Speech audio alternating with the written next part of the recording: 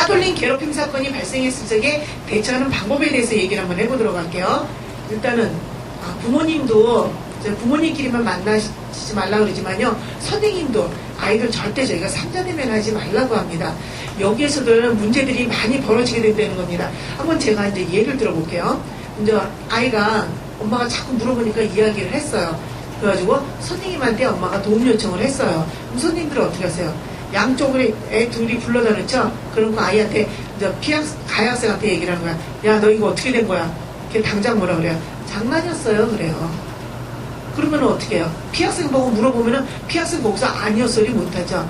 그럴 만한 애면 당하지를 않았단 말이에요. 그냥 아이는 어떻게 돼요? 네, 맞아요. 장난이었어요. 그래요. 그럼 그 다음 상황은 어떻게 돼요? 이제 이 피학생 집으로 가서 엄마한테 그러는 거죠. 난 이제 엄마 때문에 이제 죽었어. 나는 학교 못 가. 이제 몰라. 난 학교 안 가. 두 번 다시 엄마하고 얘기하나 봐. 그리고 집에서 계속 짜증내고 신경질 내고 집 식구들 힘들게 해요. 그러면 엄마가 어떻게 해요? 선생님한테 다시 전화하죠. 선생님, 우리 아이가 학교도 안 가고 아주 정말 미치겠어요. 그러면 선생님 뭐라 그러실 거예요? 아니, 아이가 피해를 당했다는 아이가 장난이라는데 저희가 뭘 어떻게 조치를 취하냐고. 당연히 이렇게 나올 수밖에 없어요.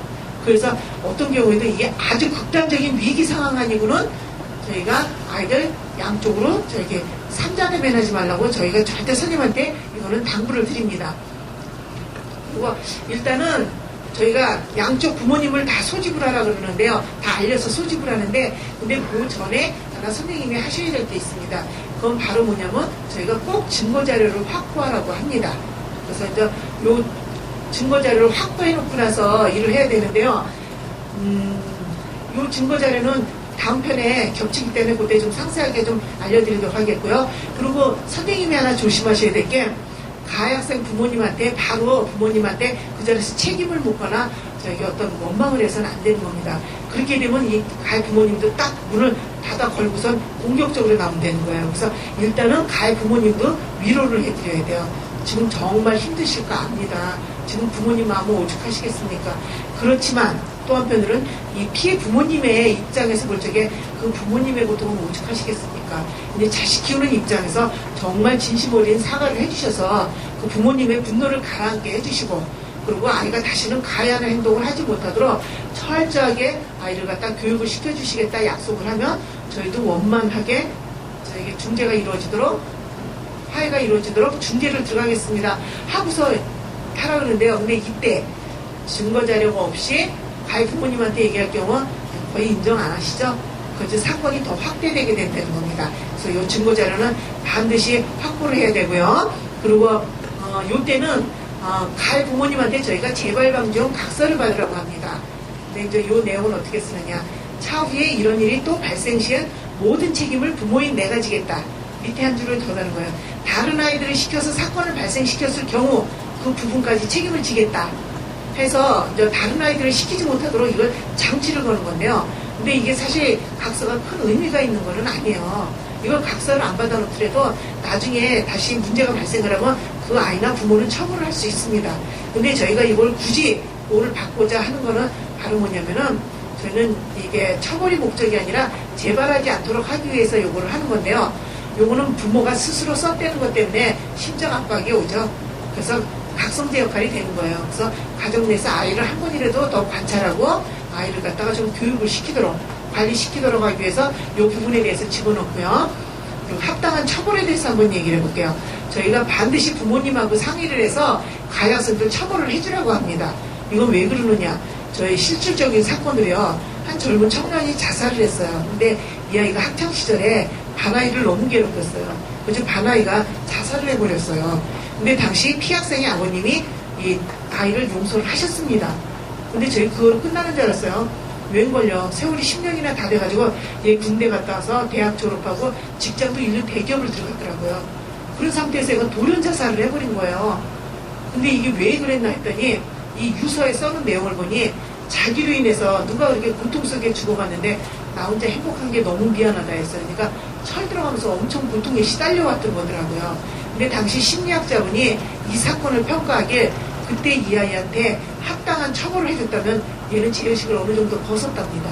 근데 그때 처벌이 이루어지질 않았기 때문에 아이는 시간이 갈수록 고통스러웠다고 합니다.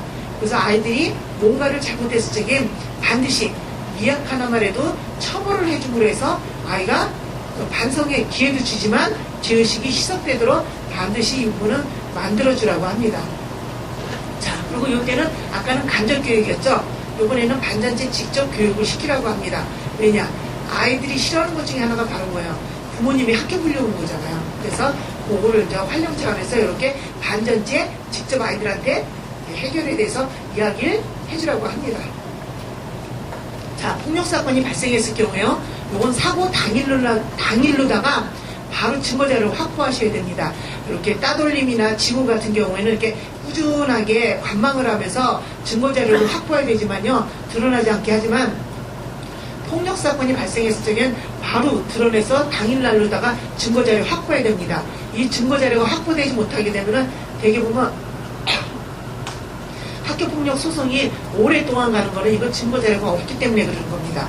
자, 증거자료 확보하는 방법에 대해서 얘기를 해보도록 할게요. 자, 첫째, 피해 학생 있죠? 피해 학생을 잘 안정이 되도록 다독거린 상태에서 그때의 상황에 대해서 다 기록을 하도록 해주세요. 그리고 또 전에도 혹시 괴롭힘을 당한 적이 있었는지 시기별로 해서 다 이렇게 적어놓도록 좀 해주세요. 근데 이걸 왜 피학생까지도 받게 하느냐? 피학생까지도 왜 요거를 받게 되느냐? 이게 결국은 화해가 이루어지지 않게 되면은 고소고발이 들어가면은요 반드시 저기 피학생이 사법기관에 증인으로 출두하게 돼 있습니다. 근데 이 아이들 거기 가서 거의 보면 올바르게 증언을 못하는 경우들이 대부분입니다. 그래서 이런 안타까운 일들이 벌어지는데요. 이때는 증거자료가 갖고 있으면은 여기에 대한 확실한 도움이 되기 때문에 요 아이 것까지도 가져야 되고요. 그리고 두 번째, 현장에 있었던 증인될 아이들 있죠. 그 아이들까지도 그 아이들한테 바로 다 그런 상황에 대해서 기록을 받아놓도록 합니다. 그리고 이때 담임선생님이 반전체 설문조사를 하도록 저희가 하는데요. 내용은 어떻게 하느냐? 피학생이 혹시 전에 괴롭힘을 당하는 걸 본 적이 있는지, 그때의 그날의 상황을 알고 있는지, 다른 아이들도 이런 적이 있는지, 본 적이 있는지 전반적인 거를 다 받아놓는 거예요. 근데 이때 설문조사할 적에 조심을 해야 될 게 바로 뭐냐면은 우린 되게 보면 애들이 이 설문조사를 한다 해도 무서워서 쓰지를 못하겠다는 얘기를 해요. 왜냐면 설문조사 한다고 그러고 뒤에서 또 거둬라 그러죠. 아이들이 들킬까봐 무서워서 못 쓴대요. 이번에 한 아이가 당한 게 바로 뭐였었어요. 스님이 설문조사하고선 쓰레기통에다 버렸는데 그걸 아이들이 보고선 글씨를 보고선 알아냈다는 거 아니에요. 그래서 아이가 보복당했잖아요. 그래서 이때는 선생님들이 반드시 조심을 하셔야 돼요. 자, 지금부터 설문조사를 할 거니까 절대 비밀 보장되고 비공개다. 그리고 옆에 기웃거리고 보지 마. 보다가 들킬 경우에는 공범으로 처리할 것이다. 엎드려서 남의 거 보지 말고 빨리 엎드려서 누가 못 보겠어? 그리고 바로 엎거나 선생님이 직접 거둘 거야. 아니면 바로 써가지고 반절 먹어서 앞에 선생님한테 제출하도록. 그리고 자, 한 가지 더 한다. 국어책 60페이지를 피도록 해라. 그래가지고 만약에 아무것도 본 적도 없고 아무것도 쓸 말이 없고 아무것도 모르는 아이들은 몇째 줄서부터 몇째 줄까지 적도록 모든 아이가 다 싹 다 적어야 된다. 이렇게 해줘야 돼요. 그래야지 아이들이 두려움 없이 다 적을 수 있고요. 이때는 가해 학생하고 분리해야지 아이들이 두려움 없이 쓸 수 있다는 거고요. 그리고 세 번째, 가해 학생 바로 진술서를 받도록 합니다. 근데 가해 학생은 진술서를 가장 먼저 받아야 됩니다. 왜냐면 아이들은 조사받으러 오는 가정에도 말이 바뀐다는 거예요.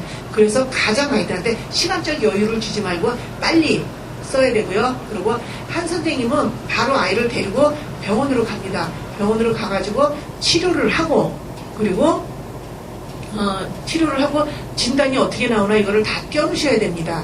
근데 요거는 왜 그러느냐? 그렇게 될 경우는 이 피해 부모님들이 이게 사실 아이 치료를 해주면 마음이 많이 가라앉습니다. 그리고 분노도 많이 가라앉고, 그리고 또 하나 부모님이 직접 병원에 데려갈 경우는 대부분이 진단이 춤을 춥니다. 그래서 여기서 가해 부모님들이 거의 보면 인정 안 하고 여기서도 또 문제들이 많이 발생을 합니다. 그래서 이건 학교에서 하는 게 가장 저희가 보기엔 좋은 방법이라고 생각을 하고요. 이게 가장 기본적인 증거자료 확보하는 방법이에요. 근데 이거 우왕좌왕하는 속에서 이 증거자료 가장 기초적인 것도 못 해놨을 적에 벌어지는 상황에 대해서 한번 얘기를 해볼게요. 예를 들어볼게요. 피해 학생 하나, 가해 학생 5명이다. 대부분이 어떻게 돼요? 5명의 가해 학생 중에 4명이 졸지에 증인으로 돌변하죠. 그래가지고 둘이 싸우는 거 우리 넷이 봤다? 이러고 가요. 이거 왜 그러겠어요? 5명이면 집단이라서 가중처벌이거든요. 쌍방폭행인 경우는 어떻게 돼요? 거의 처벌이 미약이잖아요. 그래서 요렇게들 만들어가는데 요거는 요즘 아이들이 너무 영악해서 그렇게도 만들기도 하지만 이건 대부분 이렇게 하는 거는 이건 부모들이 시킨다는 거예요. 왜냐? 어느 부모든 내 자식이 처벌되길 원하는 부모가 없다는 거예요. 그래서 이 자리에 가면 모든 부모가 다 똑같이 된다고 합니다. 어떻게든 수단과 방법을 가리질 않는다는 거예요. 그럼 이렇게 되면은 피해 부모님은 어떻게 돼요? 분명히 아이는 피해 상황은 있는데 해결될 기미가 안 보이잖아요. 그럼 그 다음에 이 피해 부모님들이 거의 다 공통으로 밟아가시더라고요. 코스를 밟아가는데 그게 바로 뭐냐면 첫째, 이제 그 현장에 있었던 증인될 아이들을 쫓아갑니다. 그래가지고 증언을 써달라고 자꾸 아이들한테 부탁을 해요. 근데 아이들은 법정 미성년자라 증언을 설 수가 없게 돼 있어요. 그러면 어떻게 돼요? 보호자인 부모가 데리고 나가서 증언대에 서야 되는데 어느 부모가 내 아이를 갖다 증언대에 세워요. 절대 안 하죠. 그것뿐이에요. 애 다칠까봐 입 다물라고 한국까지 시켜버리고 만단 말이에요. 그러면 여기서 얻을 길이 없으면 그 다음에 부모님이 하는 게 뭐예요? 이것도 다 거의 다 공통이잖아요. 114에다 열심히 돌립니다. 그래가지고 상담센터 전화번호 알아내기 시작을 하죠. 우리나라 상담센터 되게 많잖아요. 이 피해 부모님들의 특징이 뭐냐면 10군데, 20군데면 20군데 다 전화를 해봅니다. 그래가지고 거기에서 이제 내가 편한 쪽에 이제 얘기를 듣는 거예요. 그렇게 하는 게 있는데, 근데 여기서 저희 같이 이렇게 사건을 다뤄본 데들은 되게 가르쳐 주는 게 뭐냐면 녹음하라고 가르쳐 줍니다. 근데 이 녹음 부분에 대해서는 요즘은 가해 부모님들도 녹음해요. 그래서 녹음 안 하는 쪽이 불리하게 됩니다. 근데 이걸 왜 녹음하라고 가르쳐 주냐면요. 우리는 왜 비밀로 녹음하라고 가르쳐 주거든요. 근데 이거 왜 가르쳐 주냐면 우리 왜 지금 정치인들 왜 비밀로 녹음을 했다만 법에 걸려가지고 난리를 치고 그러잖아요. 근데 이게 저희가 가르쳐 주는 건 바로 이게 다른 게 뭐냐면 내 목소리가 들어가서 대화 형태로 녹음하는 거 있죠. 내 목소리가 들어가는 거는 비밀로 녹음을 해도 법에 걸리지를 않는 거예요.